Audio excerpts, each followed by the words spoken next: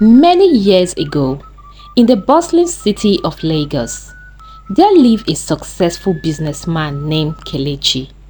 He was known for his kindness and generosity, and everywhere he went, people praised him. Women admired him and wished to be his wife. Men respected him, and his mother, Mama Kelechi, often prayed for him to settle down with a good wife.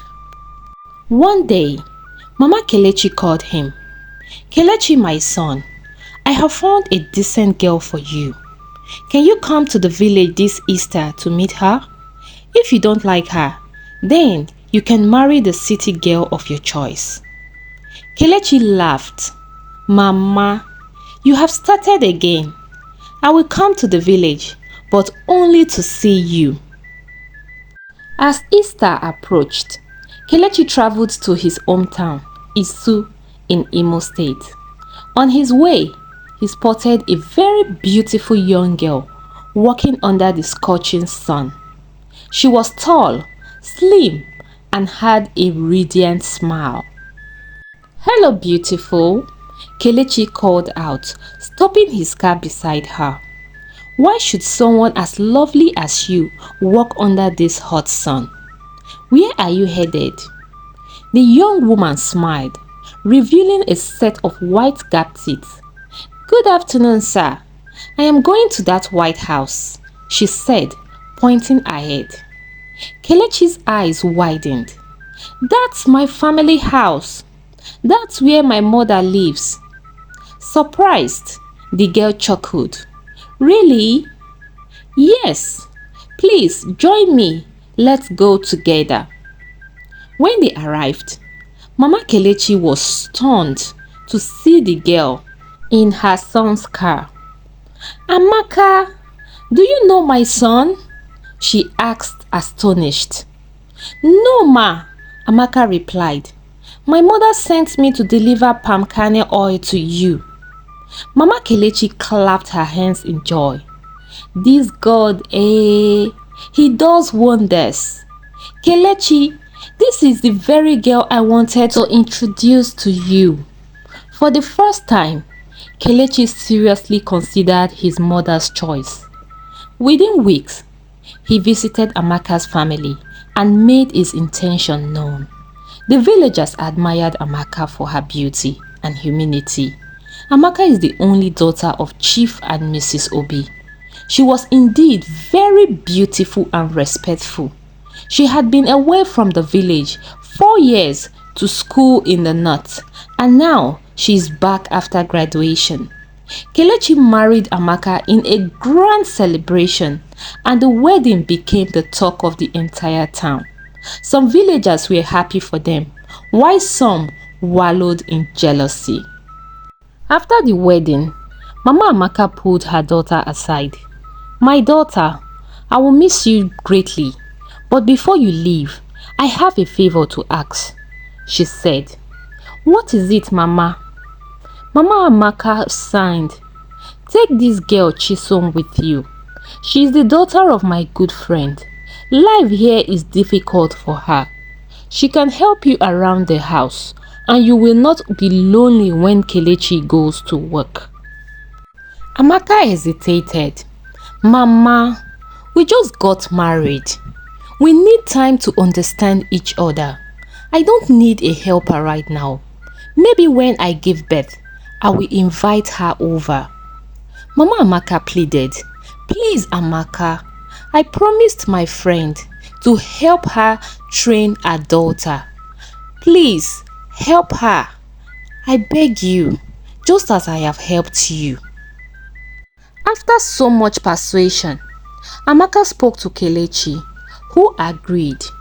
"The house is big enough for hundreds of people," he joked.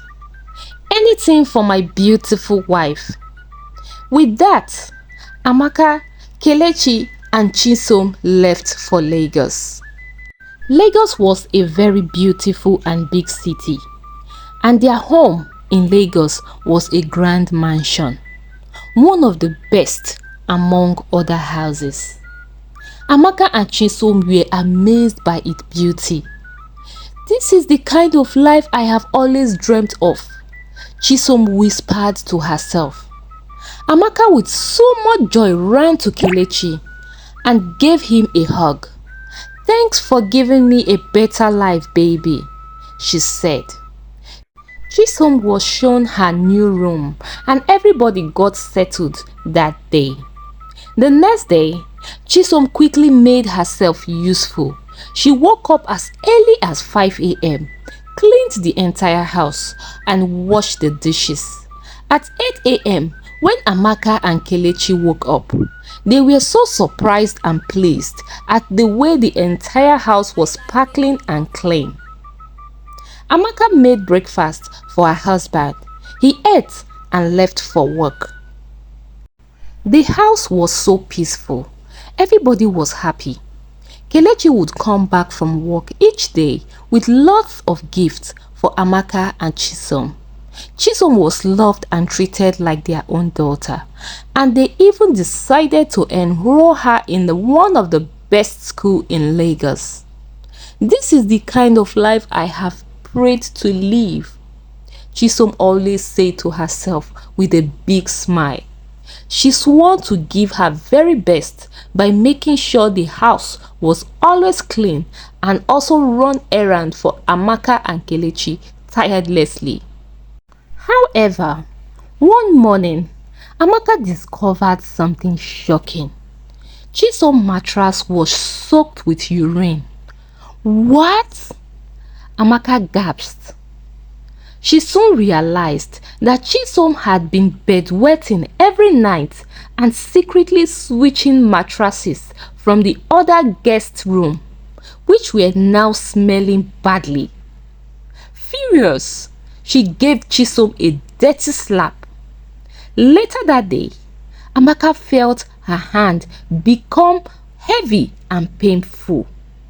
Regretful, she apologized to Chisum and warned her, "If you don't stop bedwetting, I will send you back to the village."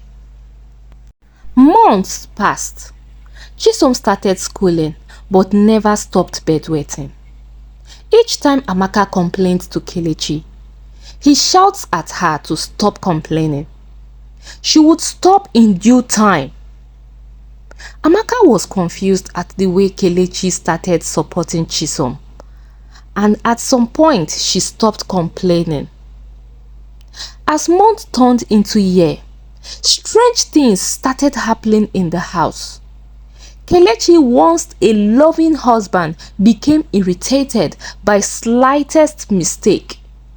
He began shouting at Amaka, insulting her and even beating her up, making Amaka to cry and cry. After every fight, he would apologize crying, "I don't know what came over me. This is not me, my love. Please forgive me. It won't happen again." One night, just as Kelechi and Amaka were about to share an intimate moment, a strange, loud, terrifying noise filled the house.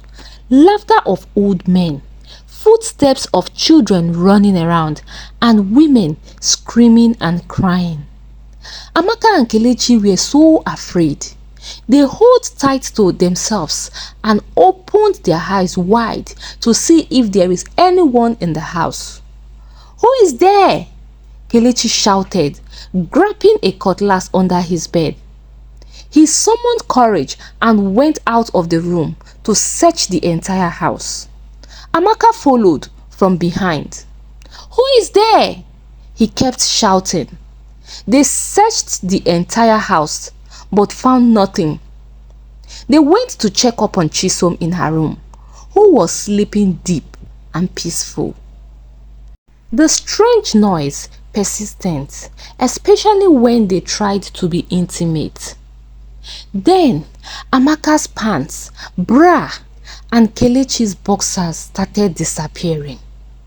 At first, she thought she misplaced them, but as more things vanished in the house, she became worried. "God, what is happening?" she would whisper to herself whenever she couldn't find her stuff. She started suspecting something is wrong somewhere. One day, she fell ill. Her temperature was very high and she was cold at the same time. Kelechi picked up his phone and called the family doctor, who came over to the house to see Amaka. She ran some tests on her and said, "Congratulations, ma. You are few weeks pregnant." The news lightened up Amaka and Kelechi that day. They were so happy. God has finally decided to give them their own child. Kelechi took Amaka and Choma outing that night to celebrate. That night, Amaka had a terrifying dream. In the dream, she was chased by masquerades. As she was running, she fell on her stomach and was in great pain. She screamed and woke up immediately, sweating profusely. As she sat on the bed, she felt a sharp pain inside her stomach. "My tummy, my tummy!" she cried, waking Kelechi from his sleep. She was taken to the hospital that night by Kelechi, and on their way, she had a miscarriage. Amaka cried and cried all through the week. She refused to eat nor drink. Kelechi tried as much as he could to comfort her. "Don't worry, God will give us another one," he said. One night, Amaka woke Kelechi up from his sleep. "Honey, a lot of strange things are happening in this house. We need to pray and see a pastor," she told Kelechi. "Stop overthinking, my love. You will make yourself sick." He dismissed her and went back to sleep. Amaka decided to pray that night. As she knelt down to pray, she suddenly fell into a deep sleep and woke up the next morning when everyone has gone out. That morning, she heard a knock at the door. It was Amanda, her best friend at the university. Amaka was so happy to see Amanda. "Amaka, I just came into Lagos yesterday for a wedding and I decided to come see you and your family. How are you? Your husband and the kids?" Amanda asked happily. "My husband and Chisum are fine. My husband has gone to work and Chisum has gone to school," Amaka said. "Oh, is that the name of your daughter?" Amanda asked. "No, Chisum is not my daughter. She is the daughter of my mom's friend," Amaka said and started crying. "Oh, Amanda, I don't know what is wrong with me. I have been unable to bear a child for my husband." She narrated everything happening in the house to Amanda, and Amanda comforted her. "Wipe your tears. Don't worry. God will help you. Now, let us pray." Amanda and Amaka knelt down immediately and held hands together and began to pray. Amaka was beginning to fall asleep again, but Amanda refused to allow her sleep. She began to pray fervently, and immediately, everywhere in the house shook violently. Loud street noises erupted again. Amanda kept on praying until the noise stopped. Amaka was so afraid and held tight to Amanda. Amanda looked at her and smiled. "Don't worry, the battle has been won." Chisum, returning from school, saw Amanda and ran to her room, trembling. That evening, Chisum suddenly announced, "Auntie Amaka, I want to go back to the village." Amaka was confused. "Chisum, did I or my husband do anything wrong to you? Why do you want to go back? Why suddenly?" Chisum shook her head.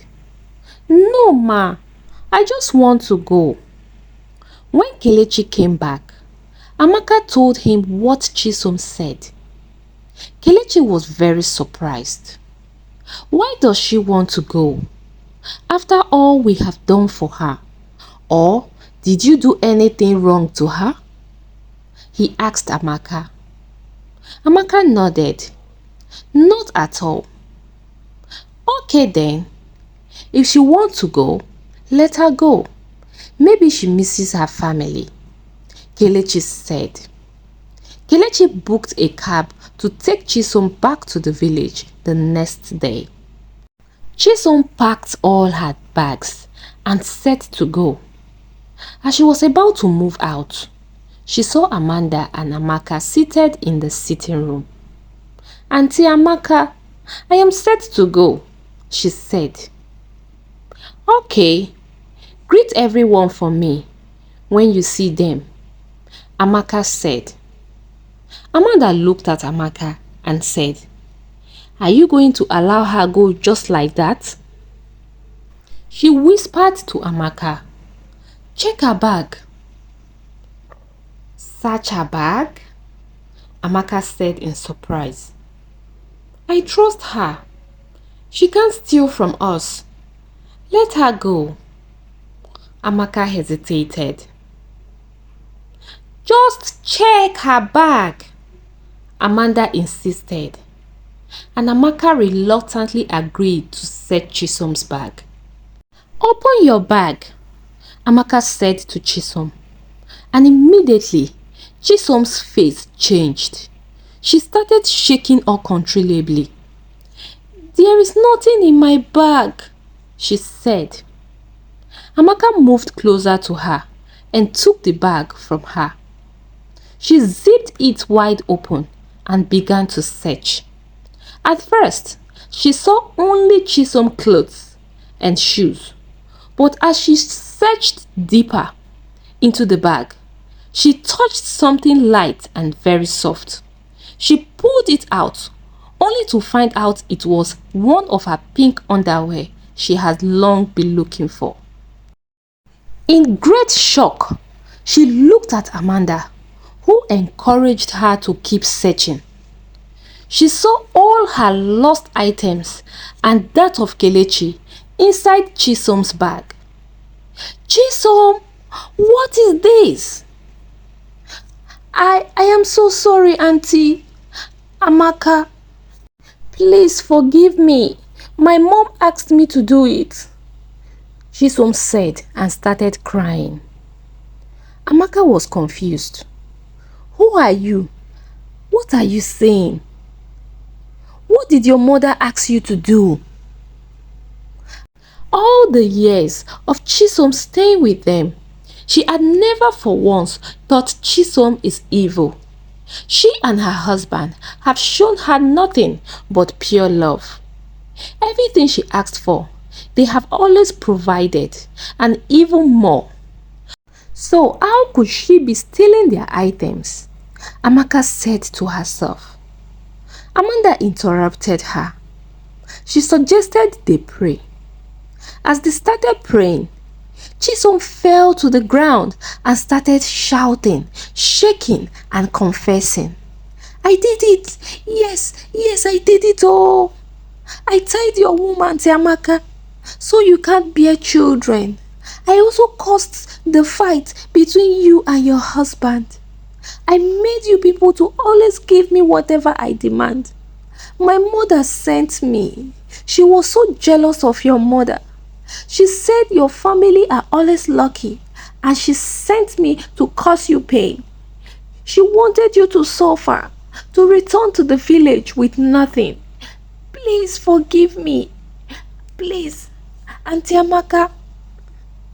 Amaka opened her eyes in shock and listened to Chisum's confessions, while Amanda recorded everything with her phone.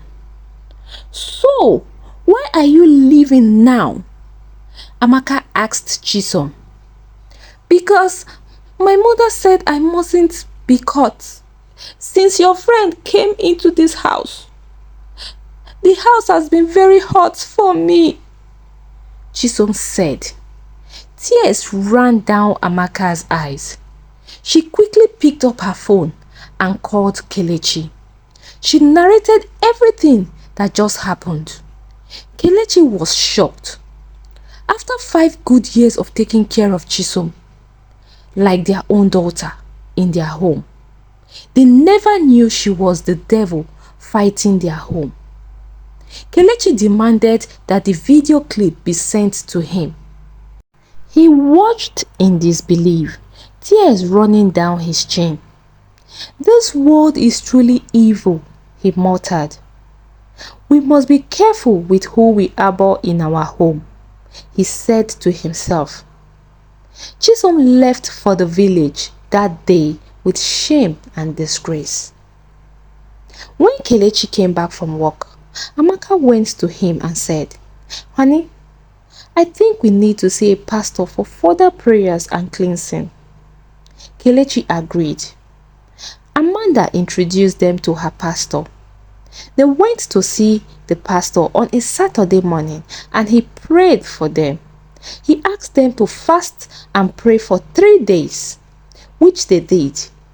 Kelechi and Amanda began a new life. With prayers, they lived peacefully in their home, with no more nightmares and strange sounds. They began to go to church and pray. 6 months later, Amaka fell sick and went to the hospital. The doctor confirmed her pregnant. Amaka's joy knew no bounds as she ran home to tell her husband. They danced and praised God for the new miracle. 9 months later, Amaka gave birth to a bouncing baby boy. They named him Somtochukwu, meaning "help me thank God." 2 weeks later, Mama Amaka arrived for Omugo. She came in with another child. "Mama, who is this?" Kelechi and Amaka asked. "Another helper, of course." Mama Amaka beamed. Kelechi and Amaka exchanged glances. "Another house help?" They both shouted. "Yes, but this time it's a boy. Boys cannot be possessed," Mama Amaka said.